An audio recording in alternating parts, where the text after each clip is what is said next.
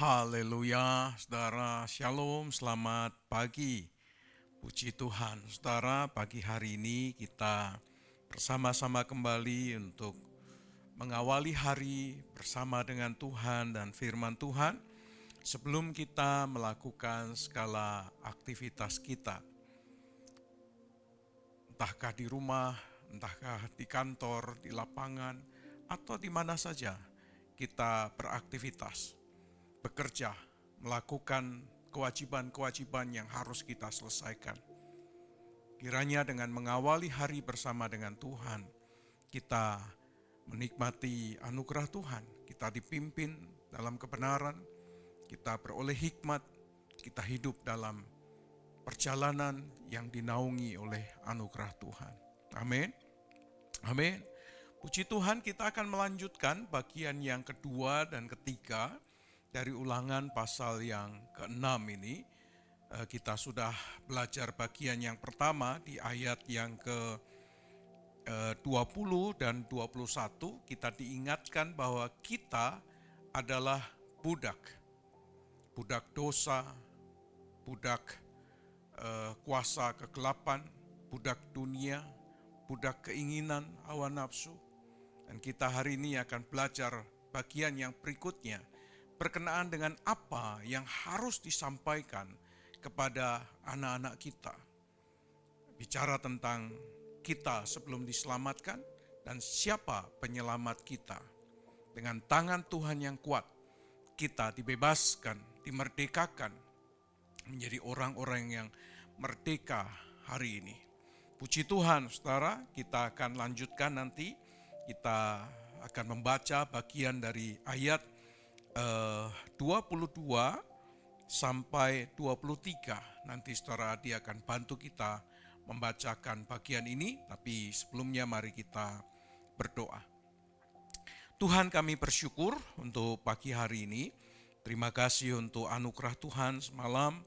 Kami dapat beristirahat, kami bangun dengan kekuatan yang baru, dengan kesehatan yang sempurna yang datang daripada Tuhan. Hari ini kami ingin mengawali hari bersama dengan Tuhan dan firman Tuhan. Kiranya Tuhan berkenan dalam apa yang kami kerjakan. Tuhan berkati kami agar firman menerangi jalan kami. Hikmat Tuhan beserta dengan kami sepanjang hari yang akan kami lalui ini. Di dalam nama Tuhan Yesus kami berdoa. Amin. Puji Tuhan. Silakan adik. Ayat 22 sampai 23. Ulangan 6 ayat 22 sampai 23. Tuhan membuat tanda-tanda dan mujizat-mujizat yang besar dan yang mencelakakan terhadap Mesir, terhadap Firaun dan seisi rumahnya di depan mata kita. Tetapi kita dibawanya keluar dari sana, supaya kita dapat dibawanya masuk untuk memberikan kepada kita negeri yang telah dijanjikannya dengan sumpah kepada nenek moyang kita. Amin. Ya, tema kita pagi ini adalah tanda-tanda dan mujizat. Saudara, ketika kita membaca tanda-tanda, maka ini merujuk kepada 10 tulah tentunya. Karena ini bicara dalam perjalanan bangsa Israel dibebaskan dari perbudakan di Mesir. Jadi tanda-tanda di sini adalah sesuatu yang pasti berhubungan dengan tulah yang Tuhan tunjukkan, Tuhan nyatakan, Tuhan demonstrasikan di depan Firaun dan di depan bangsa Mesir tentu. Sehingga hari ini kita mengerti ada sign and wonder. Signs and wonders, ya. Tanda-tanda dan mujizat. Saudara, bicara tentang tanda-tanda atau 10 tulah yang Tuhan nyatakan di tengah-tengah Mesir, maka kita mengerti bahwa Allah sedang menunjukkan kepada dunia siapa Allah sesungguhnya. Kepada Mesir dan juga kepada bangsa Mesir dan juga kepada dunia, hari ini dunia pun tahu bahwa Allah membuat tanda-tanda yang luar biasa di Mesir. Dari mana kita tahu? Dari kita membaca firman Tuhan. Apakah di antara saudara ada yang ingat 10 tulah itu? Coba saudara kita sebutkan satu persatu. Ngacak boleh ya. Yang pertama, saudara, ada yang ingat? Ya, ada sebagian saudara tentu mengingatnya, ada sebagian yang mungkin lupa, ada sebagian yang mungkin memang tidak mengerti. Tetapi ada di antara saudara yang mungkin menyebut tulah pertama adalah air menjadi darah. Betul, saudara. Air menjadi darah adalah tulah pertama. Tulah kedua, ada yang ingat? Ada ingat tulah kedua? Katak, ya. Tulah kedua, katak memenuhi seluruh tanah Mesir, saudara. Tanah Mesir dilingkupi dengan katak yang sangat banyak sekali. Luar biasa, ya. Air menjadi darah. Semua daratan, bahkan sungai, bahkan tempat di mana ada mata air ditutupin dengan katak. Yang ketiga, apa dik? Hah? Oi, belalang masih jauh. Apa yang ketiga? Ada yang ingat, saudara? Apa dik? Hah? Hujan es masih jauh, masih jauh. Hujan es tuh masih jauh ya, di atas 5 itu. Apa? Ada yang ingat? Tulah kedua adalah katak, tulah ketiga adalah apa? Nyamuk. Nyamuk, saudara. Nyamuk kecil. Nyamuk memenuhi daratan ya, Mesir dan memenuhi semua rumah, genting, ya, tanah pelataran.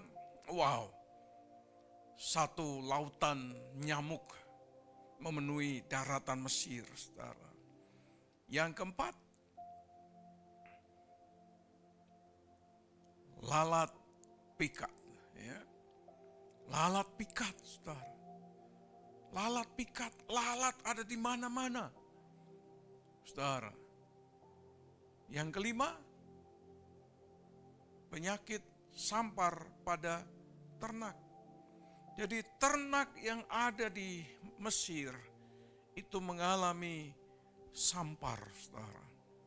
Berpenyakitan dan mungkin bukan hanya ratusan, tapi ribuan binatang ternak mereka binasa karena penyakit yang luar biasa ini. Penyakit sampar pada ternak. Yang keenam, parah, saudara. Sama seperti yang pernah dialami oleh Ayub. Demikianlah orang-orang di Mesir mengalami parah, saudara. Turun, ya, api turun, ya, seperti arang berpanas, ya, nempel orang, melocot orang. Ya, yang ketujuh adalah hujan es, ini yang tadi disebutkan Adi, ya. Yang kedelapan baru yang tadi juga disebutkan Adi, belalang tempur. Yang kesembilan baru gelap gulita. Dan yang ke-10 adalah kematian anak sulung. Saudara, inilah tanda-tanda yang dibuat oleh Allah, sains, bahwa orang harus mengakui Tuhan pencipta langit dan bumi. Bahwa Allah ada bersama-sama dengan umatnya untuk menunjukkan bahwa tidak ada Allah lain kecuali Allah Abraham, Ishak, dan Yakub. Dan kepada mereka saja, kepada Allah Abraham, Ishak, dan Yakub inilah manusia harus sujud menyembah. Manusia harus mengakui bahwa Dialah pencipta langit dan bumi. Dialah yang maha kuasa. Dialah yang maha tinggi. Yang kepadanya saja manusia sujud menyembah. Saudara, kita tidak pernah tahu berapa lama tulah itu berlangsung. Bisa jadi tulah ini berlangsung dalam kurun waktu yang cukup lama. Bisa jadi setiap kali tulah turun bisa berhari-hari. Mungkin seminggu, mungkin 2 minggu, dan sebagainya. Tapi yang jelas, tulah itu terjadi bukan hanya sementara waktu. Bukan hanya dalam tempo yang singkat, tapi bisa berhari-hari sampai Firaun itu meminta kepada Musa supaya berdoa kepada Tuhan agar tulah itu dihentikan. Saudara, sains, Tuhan memberi tanda, membuktikan bahwa Dia melakukan, menunjukkan, menyingkapkan tanda-tanda yang ajaib. Ini yang harus diceritakan kepada generasi yang berikutnya, bahwa Allah di hadapan Firaun, di hadapan Mesir dan dunia, Dia pernah melakukan fenomena alam yang mungkin kita tidak pernah bisa rasakan dan lihat. Pernah terjadi di Lampung, saudara. Pak Sulihanto bercerita bahwa Lampung ditutup dengan belalang yang luar biasa. Sumba juga pernah mengalami tutup dengan belalang yang luar biasa.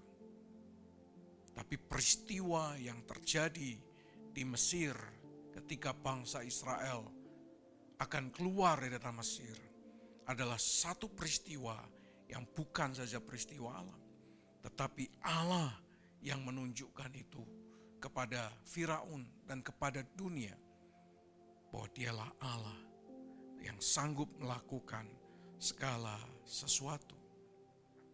Saudara, peringatan-peringatan seperti ini untuk memperingatkan manusia supaya manusia tidak sombong, supaya manusia tunduk kepada Allah, supaya manusia menyembah kepada Allah. Tapi kadang-kadang peringatan-peringatan Allah yang ditunjukkan oleh Allah melalui tanda-tanda itu seringkali tak terdengar, saudara, tak terlihat karena noise, kebisingan suara dunia. Sehingga suara dunia itu menutup telinga kita untuk mendengar peringatan Allah, menutup mata kita untuk melihat bahwa ini adalah peringatan Allah, melihat dengan jelas peringatan Allah. Sehingga noise yang mencoba menutupi telinga kita, yang mencoba untuk menutupi mata kita ini, ya seharusnya dapat kita tolak, kita singkirkan. Sehingga kita bisa mendengar dengan jelas bahwa Allah memberi tanda-tanda.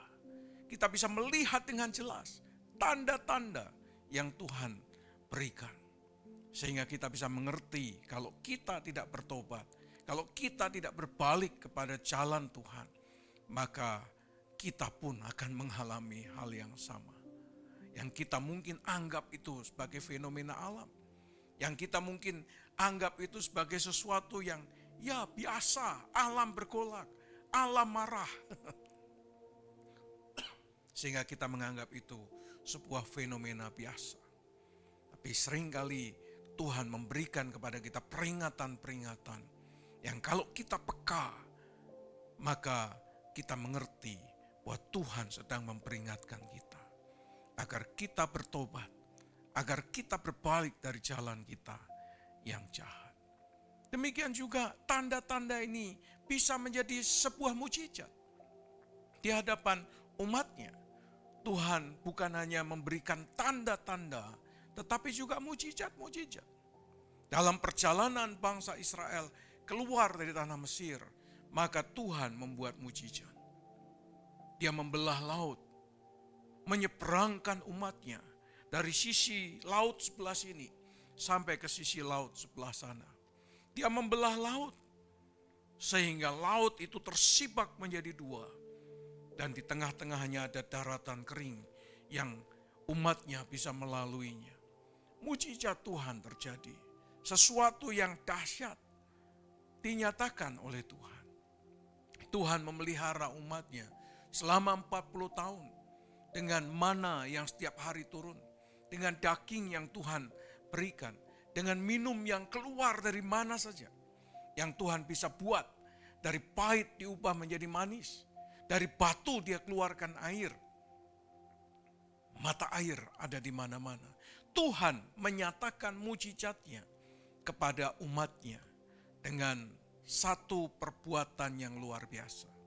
Menunjukkan bahwa Allah yang mereka sembah adalah Allah yang Maha Kuasa. Dia sanggup melakukan segala sesuatu jauh melampaui dari apa yang dipikirkan. Jauh melampaui dari apa yang dibayangkan. Jauh melampaui dari apa yang mereka harapkan dan doakan. Karena Tuhan membuat mujizat. Pertanyaannya adalah, apakah saudara dan saya masih percaya adanya mujizat? Ataukah mujizat itu sudah tidak lagi kita percayai bahwa itu masih ada? Saudara, masih percayakah kita kepada Allah pencipta langit dan bumi, bahwa dia sanggup berbuat sesuatu, sanggup membuat mujizat, bahkan sampai pada hari ini? Saudara, inilah yang perlu kita ajarkan kepada anak-anak kita, kepada sahabat, teman, komunitas kita, bahwa Allah yang kita sembah di dalam nama Yesus adalah Allah pembuat mujizat. Suara ini harus dikemakan, saudara. Pengajaran ini harus dikemakan. Firman ini harus dikemakan. Jangan sampai anak-anak kita tidak lagi mendengar tentang Tuhan, Allah pencipta langit dan bumi adalah pembuat mujizat. Dia bukan hanya menunjukkan tanda-tanda, tapi dia masih melakukan mujizat dan membuat mujizat sampai hari ini.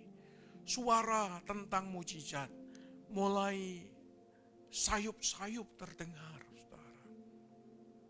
Kalah dengan suara yang lain.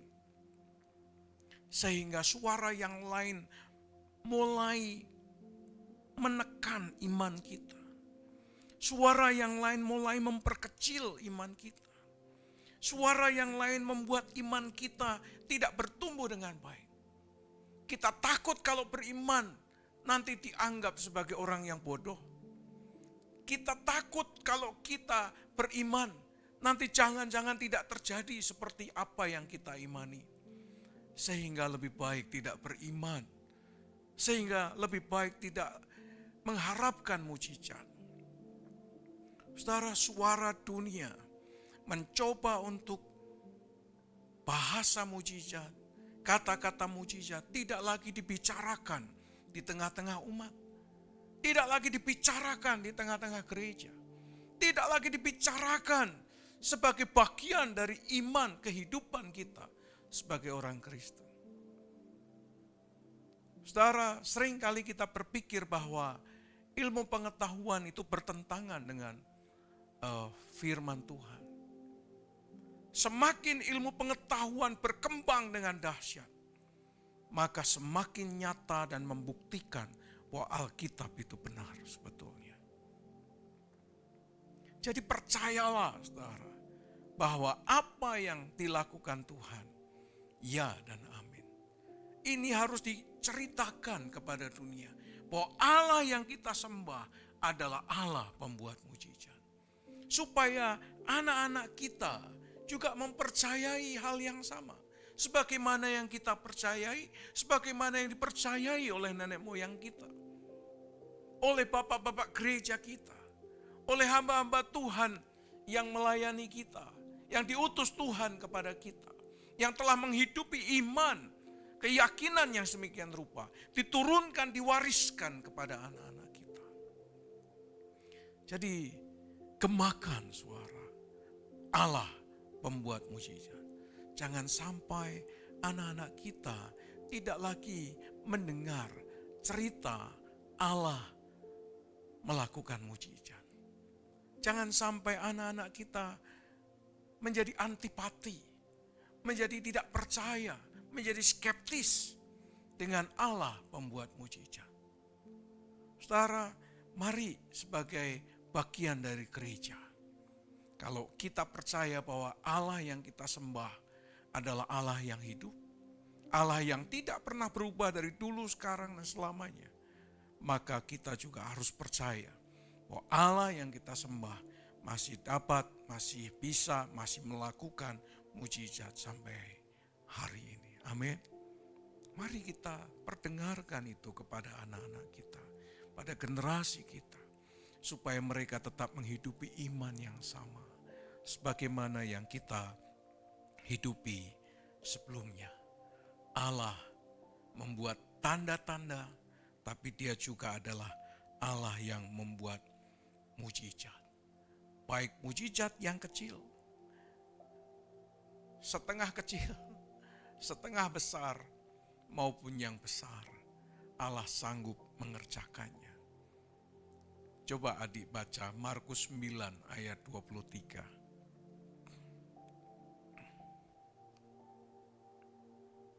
Markus 9 ayat 23. Jawab Yesus, katamu, jika engkau dapat, tidak ada yang mustahil bagi orang percaya. Ya, kata Yesus, jika engkau dapat. Tidak ada perkara yang mustahil bagi orang percaya. Kalau kita percaya, maka mujizat terjadi. Kalau kita percaya, mujizat masih ada. Amin, saudara. Amin. Kemarin ada satu teman memberikan informasi di grup WA.